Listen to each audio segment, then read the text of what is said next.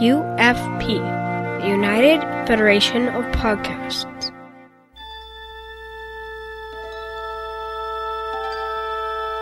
Stand by to receive our transmission.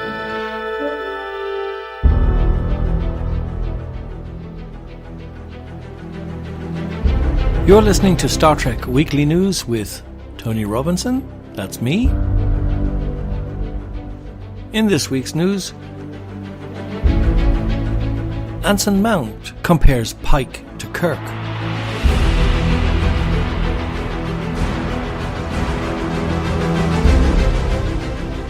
There are some crazy fan theories.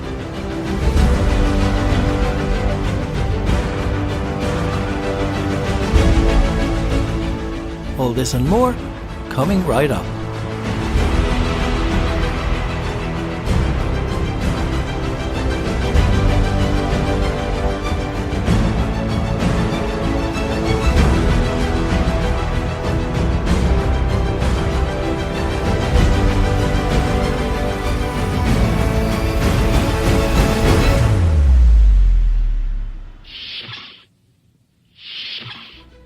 Well, excitement is mounting, and that wasn't meant to be a pun when I mentioned Anson Mount comparing his role as Captain Pike to that of Captain Kirk. Captain Christopher Pike, the captain of the USS Enterprise before Captain James T. Kirk, returns in Star Trek Discovery Season 2. Anson Mount plays Pike and has given some thought as to how Pike and Kirk compare. Mount says that Pike is a bit more of a stickler for Starfleet rules than his successor on the Enterprise. Kirk has a swagger and is good at thinking outside the box because he's a rule breaker, Mount told Entertainment Weekly. Pike is very by the book. He refers to the Starfleet Code of Conduct more often than not. What sets him apart from other captains, especially from Lorca, is he knows, like any good leader, the most precious resources is his crew. When he's stuck, he's not afraid to say, "I'm lost. Anybody got a better idea?" He uses the bridge as a bigger brain. Mount went into more detail about Pike's leadership style in a recent Star Trek Discovery Season 2 featurette. Being on Star Trek it's not like getting another job. Sitting in the chair, the captain's chair, it got a little emotional. I'm Anson Mount. I play Captain Christopher Pike on Star Trek Discovery.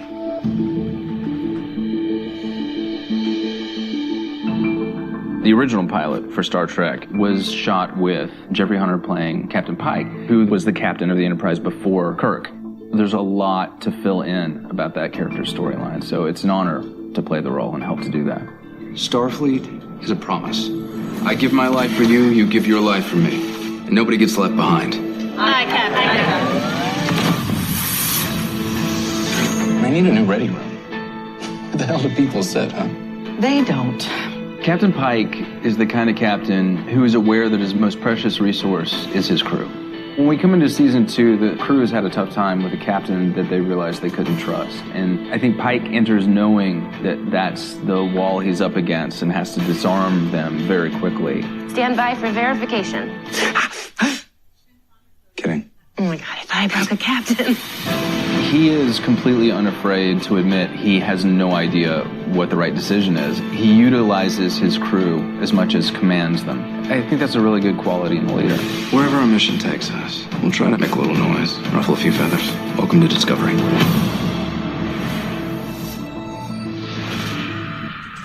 After their experience with Captain Lorca, Discovery star Sonequa Martin Green, who plays Commander Michael Burnham, says Discovery's crew is happy to have Pike aboard. "I think that Burnham is ready to have a more Starfleet-like experience with a captain," she laughed. "We all have a little PTSD from Lorca and what he did, and all his illicit behaviour, so it's good to return to normalcy. It's good to return to principle, and it's good to return to what Starfleet really is, where your captain is someone you really do look to, that leads you and guides you. And he has such a kindness, such a genuine quality to him. And as Anson Mount said in the panel, he is willing to admit when he's wrong, and he understands the true strength of a mastermind. So it's moving to us and healing us at the same time." Well, guys, as of today, 13th of January, we are 4 days away from discovering, is Captain Pike qualified to sit in that chair or not? I think we all know the answer. Have you ever watched an episode of Star Trek or a Star Trek movie and thought to yourself, there's something in the story doesn't quite make sense, or there's something in the story isn't following something that happened earlier, the continuity is a bit off? Well, fans have a way of seeing through the storylines and coming up with theories about what should be and what shouldn't be and what makes sense and what doesn't make sense. And this week, Sarah Schmidt on Screen Rant lists 24 fan theories about what is happening on Voyager. Today we'll go through 12 of them. They're rather short, but they might give you some food for thought. Every Star Trek series has so many plot twists, timeline shifts, and even continuity errors that fans practically have to create new theories to explain away everything, from why someone suddenly disappears to why a character decides to completely change personalities.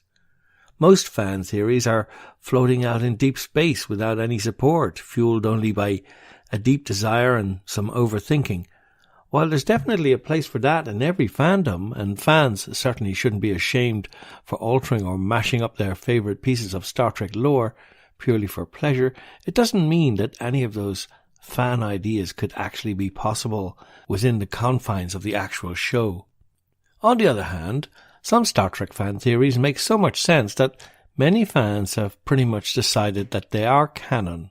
The Voyager series is a prime example of too many coincidences and subversive hints to ignore or explain away, and fans have fleshed out their ideas with so many bits of evidence from various episodes that it's tempting to consider them as plausible within the show's reality. Seska as the lost daughter of Legat Gamor? B'Elanna's use of a tribble? Sounds plausible to many fans. While these theories obviously can't be proven or disproven by fans alone, it doesn't mean that the Borg Queen shouldn't be Seven of Nine's mother in many fans' minds. From the truth about Janeway to where Tom Paris actually went, here are 12 Star Trek fan theories about Voyager that make too much sense. Accessing library computer data. Janeway truly hates Harry. All joking aside, what if Captain Janeway really did have it out for Harry Kim all along? Fans point out that she regularly promoted many other officers from Paris and Torres and even Chakotay, whom Starfleet frowned upon. Then we have poor Harry, who's been an ensign for 7 years with nowhere to go but up someday. The theory is that Janeway truly didn't like Harry and refused to promote him all along. The thing is, Starfleet also issues promotions, so did they have it out for him as well? The warship Voyager is real, and from a mirror universe. Not only do fans postulate that the warship Voyager was actually real, but that it comes from the mirror universe. This would give the Terran Empire a shot at existence, and give the theory some support. But it gets even wilder. What if the entire episode took place in the mirror universe to begin with? We've all enjoyed some mirror universe fun ever since the days of Kirk and Spock. This wouldn't change a lot in terms of the plot of the episode itself, but it would create further possibilities to consider if the ship were indeed real. The holodeck is an emergency generator. It's never been explicitly used as a generator, but fans say that it would make perfect sense given that the holodeck is powered by a completely separate power grid from the rest of the ship. The holodeck has generated bursts of energy in episodes before, so it would make perfect sense that, if harnessed properly, the energy from the holodeck could be used as an emergency generator to power other things. It's unlikely that there would be enough energy to power the rest of the ship, at least for long, but it is an interesting theory to pursue. Fear's first victim was an accident. What if the first victim of the fear simulation in The Thaw really just had an accidental heart attack that had nothing to do with fear? It could change the whole tone of the episode, changing fear from a serious threat to something that started out as a general mischief maker but adapted after learning about the capabilities of its own power. The fan theory suggests that once everyone learned to be afraid of fear following this accident, it only gave him more power, which he utilized in order to be more successful in giving others heart attacks. B'Elanna had a tribble as her animal guide. Most of us either hate or love tribbles, but would we really want them offed? Perhaps that's why B'Elanna wanted to off her own animal guide, not because it was something too soft or too weird for her to follow, but because she simply wanted to take preemptive measures to avoid becoming the crazy cat lady of the Voyager, but with tribbles. The fan theory seems as if it were dreamed up to simply explain why B'Elanna might off an animal guide, when in reality we could see her doing it for less.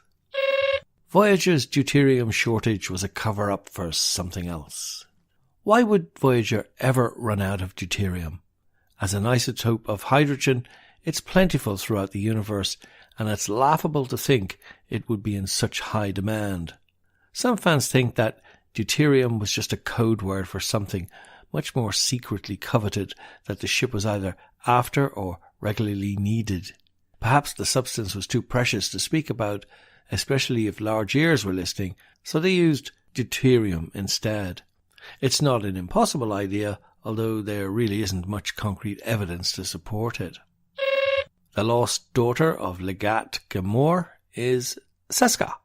Legat Gamor's daughter Liana was lost in Deep Space Nine, so what could Seska of Voyager have to do with that? Some fans postulate that the two are one and the same, providing a bit of behind-the-scenes continuity between the universes. The idea is that she was able to awaken once she was within the confines of the Delta Quadrant due to her Obsidian Order deep cover programming. There are some minor details that could lend support to the theory, such as Seska not working as a Cardassian name for the spy, and Liana never being recovered among the Bajorans. The Doctor never planned to off 7 of 9. The idea of the Doctor being so quick to off 7 of 9 when his ethics were removed has troubled many a viewer. Some fans speculate that he was working against Captain Ransom the entire time, using a projection of 7 of 9 to try and stop the entire procedure. There's also a theory that the Doctor gave 7 of 9 implants, since she obviously was more well endowed when he gave her longer hair and a catsuit. It makes sense for him to be responsible for any other adjustments as well. Neelix is a predator. Hooking up with someone who looks like a woman, but was technically only 2 years old when the show began, seems rather weird. Fans have compiled even more evidence to support their idea that Neelix is one creepy character. He's not even remotely interested in 7 of 9, whom everyone else fawns over, but he does seem to prefer those much younger than him. It's mostly circumstantial, given that Kes has only 9 years to live to begin with, but it's a plausible theory that honestly could be applied to many characters. Well, before I get you theoried out, I'll leave it there, but we will continue this countdown of Voyager theories in the next episode of Star Trek Weekly News.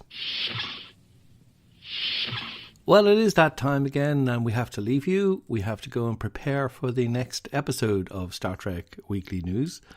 But before we go tonight, this is just in from the Federation News and Weather Service. They're advising that tickets are now on sale for the Hell's Heart tour of the Mutara Nebula. Only passengers in possession of their own radiation suits can apply. I'm Tony Robinson. You've been listening to Star Trek Weekly News. If you wish to contact us, you can send us an email at contact@ufp.earth. If you wish to find us, you can find us on Twitter at UFPEarth. You can also find us on iTunes, Spreaker, SoundCloud, and YouTube. Just search for United Federation of Podcasts. I'd also like to thank Ken Tripp, Brandon Mutala, Zachary Moore, are executive producers and founders of the